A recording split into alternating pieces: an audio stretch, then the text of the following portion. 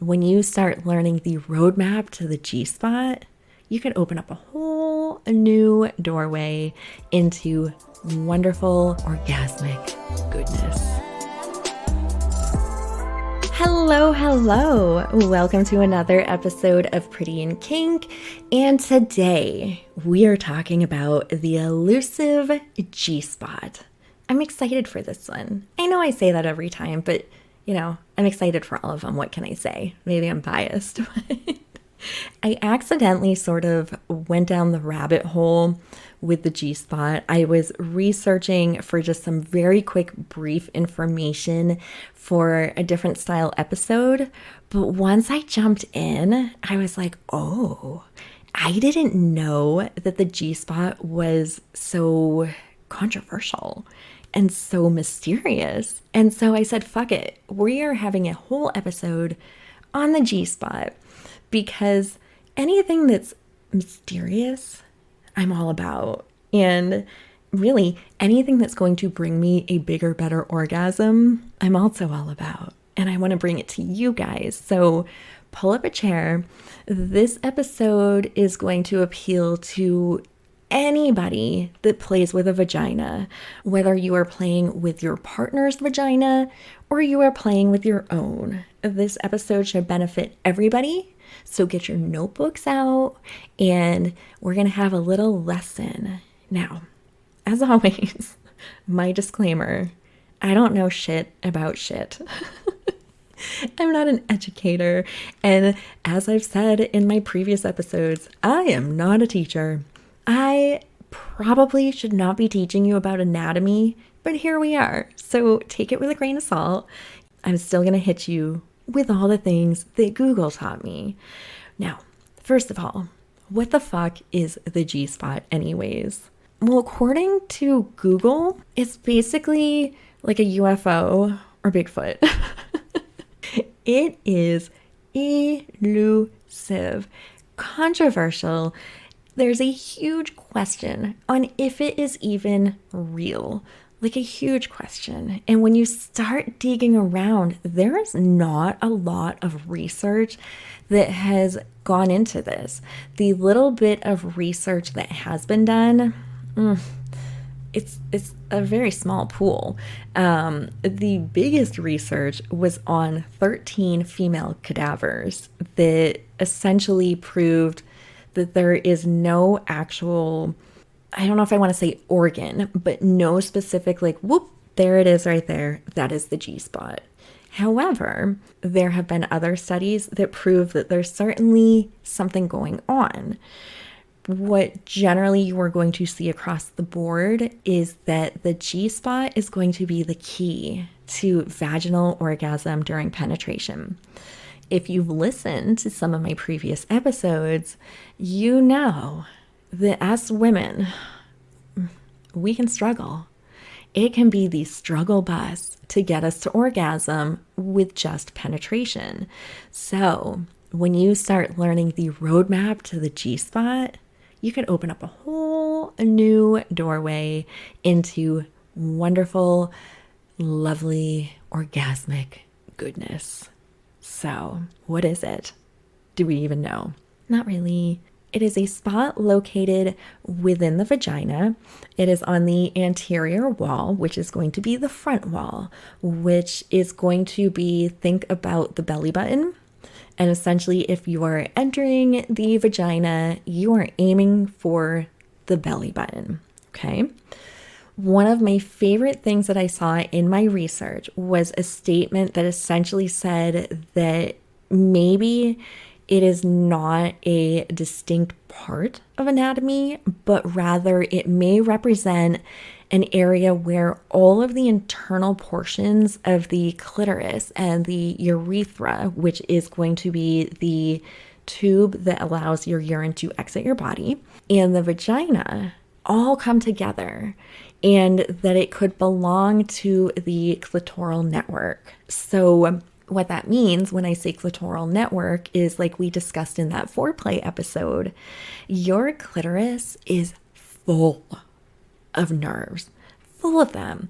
But what happens is, like so many other things in life, right? Like a lot of times we just focus on what we can see and we forget that there's so much more behind that, and there's more than meets the eye.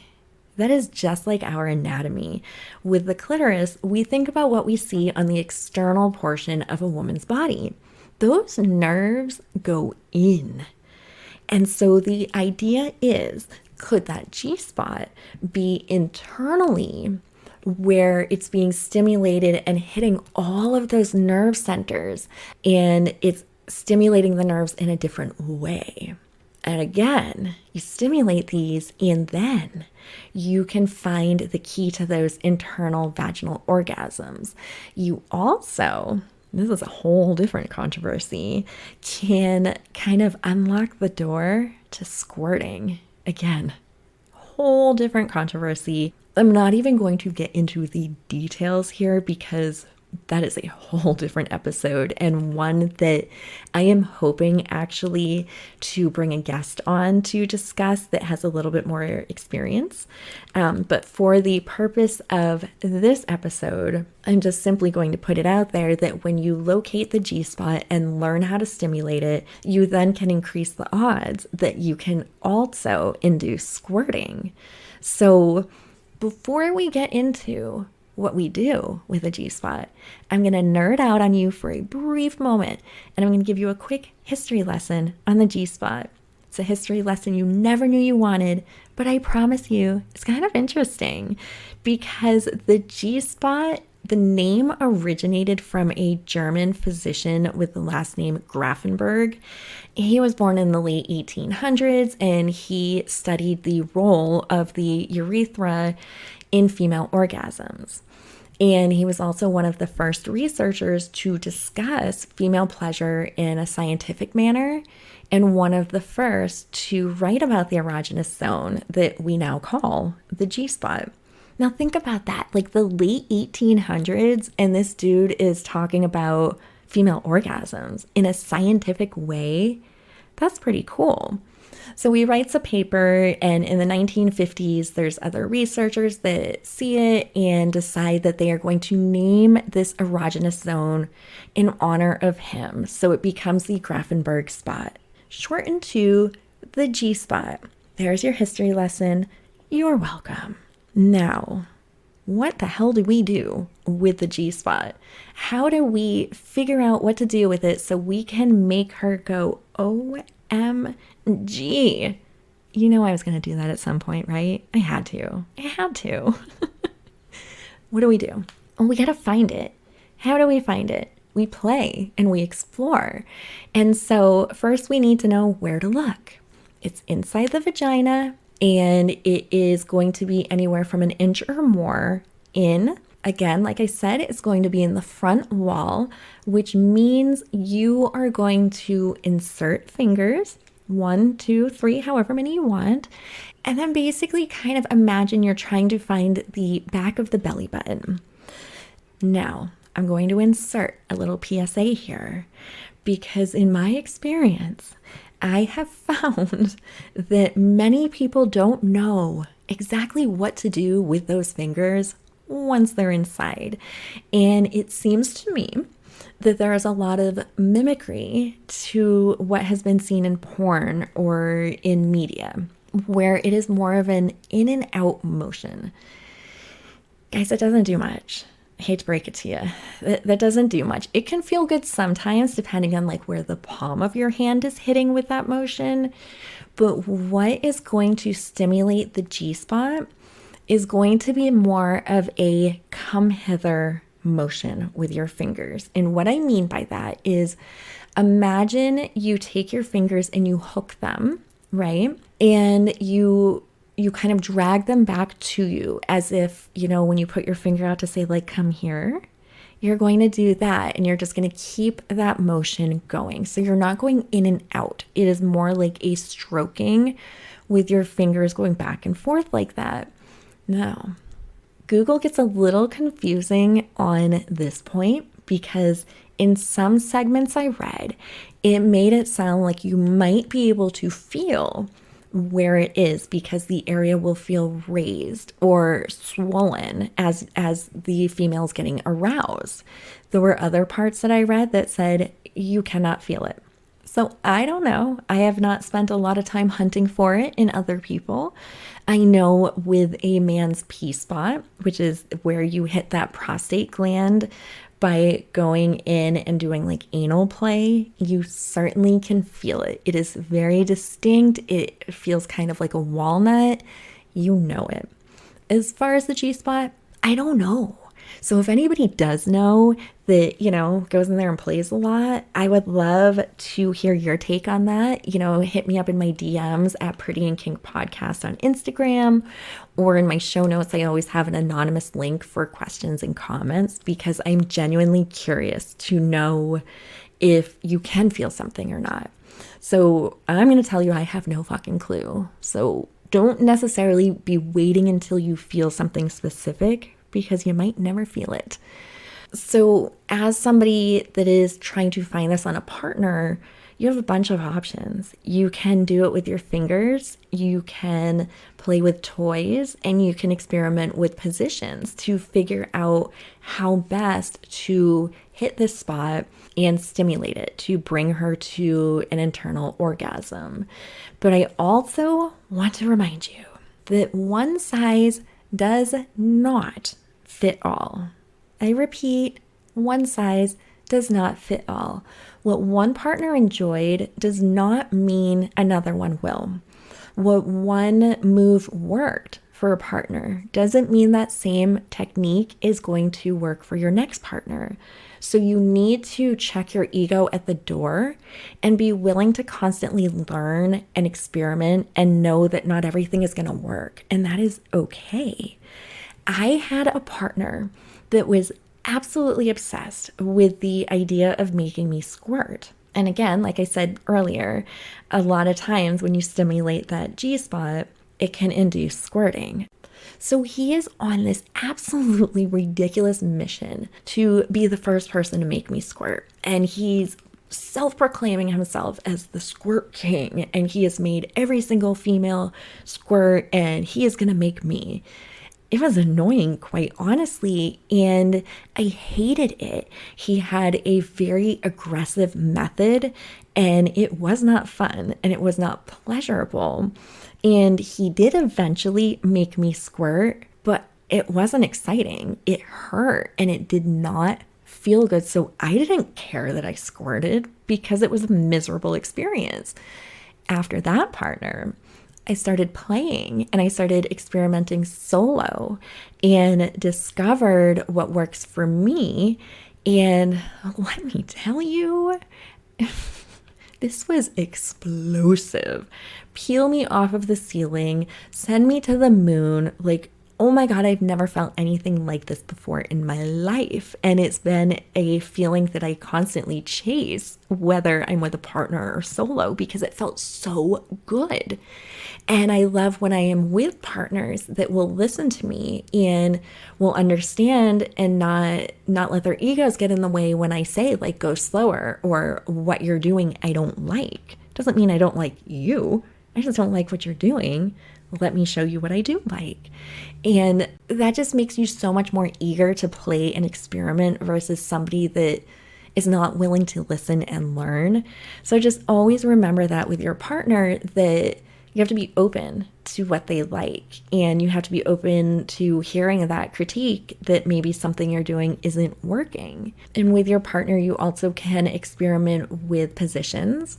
A lot of times it's going to be very important that the female has a lot of control in your depth, because she's going to know when you're hitting that spot. And so the cowgirl position where she's on top is a really good one, because that just gives a woman full control of how deep you're going, where you're hitting. Also, if you're in more of like a missionary style with the hips angled, whether you're holding her hips up, if she's holding them up, if you're propped with a pillow, that can also give a lot of control as well. So again, it's just going to be experimenting. And it's important to remember as a man, if you have more size to you, more length, be aware that if you go completely deep in her, you're going right past where you need to be. You've just missed your turn. You have gone way too far.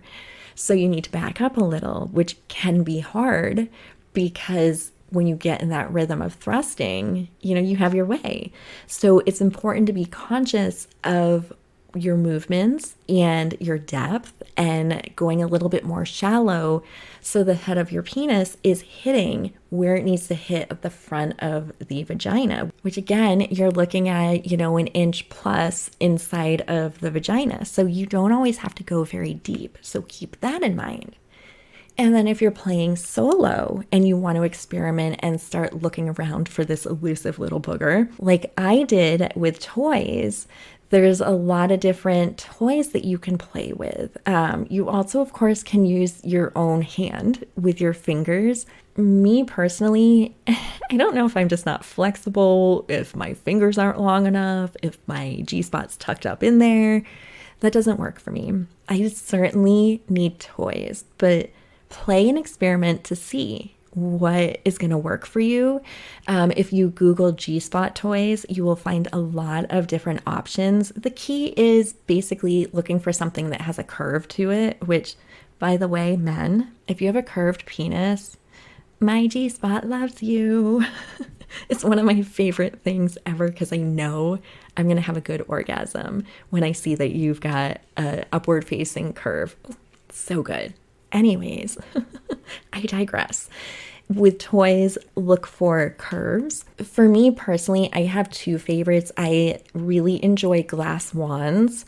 There will be glass wands that have a bit of a curve to them. They usually have more of like a bulbous tip to it that's going to help curve and hit that spot. And then my number one go-to, if my house is on fire, I am going to rescue this toy, is my stainless steel G-spot wand. Is it intimidating looking? Yeah. I can't lie.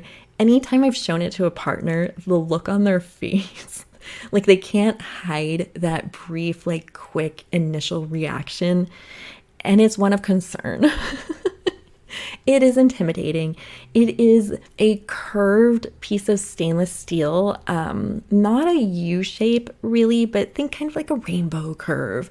It is tapered. One side's a little bit thicker than the other. It is bulbous on both sides, but it is so heavy. And so what happens is between the curve, the bulbous ends, and then the weight, you don't have to do too much work. The weight of it is going to do the majority of the work, and it's going to hit just right. So you don't have to focus your energy on the movements, and you can kind of get in that headspace of just focusing on these sensations and kind of sinking into that pleasure. Because, right, you've got to stay out of your head or you can lose all of it. And it's just this constant chase. It's like you're chasing your tail. You've got to find a way to stay out of your head.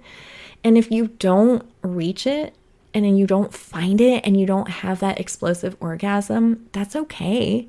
There's nothing wrong with you. You just didn't find it. Maybe it wasn't the right rhythm or the right pressure, or maybe you were just in a really bad mood. Never get down on yourself that it didn't happen, because there's so many outside factors that contribute to that. The key is to just keep trying and learn your body better and better. Every time you experiment, you're going to find new things. So again, whether you are solo or with a partner, try and remove the pressure and make it a fun experience. And if you don't get there, so what? You don't get there. You still had a cool experience with your partner or yourself. So just have fun with it. And that's where I'm going to leave it, is just have fun and experiment. And I think, do we really care if it's real or not? I don't. What I know is that I struggle with orgasms in general, but especially vaginal orgasms. For me to orgasm from penetration is tricky. And I know that when I started experimenting with finding my G-spot, and playing with different toys and learning the sensations and the shapes that did it for me, I discovered an entirely new world of orgasms that I had never experienced before. So, whether Google or science or anyone tells me it's not real, I know there's something there because I know when I hit it, I see stars in the best way possible. So, whatever it is, whether it is all in my head or not, there's something there. And there's something to be said that there's a lot of people that think that there's something there. So get out there and start exploring, poke around in there and see what you find. And let me know if from playing you finally get to experience your first penetrative orgasm. I would love to hear about it. And again, you can tell me anonymously. It's in my show notes, the link. Let me know. I want to know because I'm nosy like that. That's it. You know the drill. I love you guys. I want you to go get weird in the world, get weird in the bedroom, and just have fun. And while you're doing it, leave me that 5-star review because you love me so much. I gotta get my shit together, yo. I have so much to do. I have to shave my legs. Is it real? Is it not? Apparently it depends. And I guess it's I guess what? I guess like, why the fuck do I do this? Is it real? Is it not? One of the number one, what is the G-spot? Oh no. Am I gonna have a brain freeze on this one? As we discussed in our last episode, not our last episode.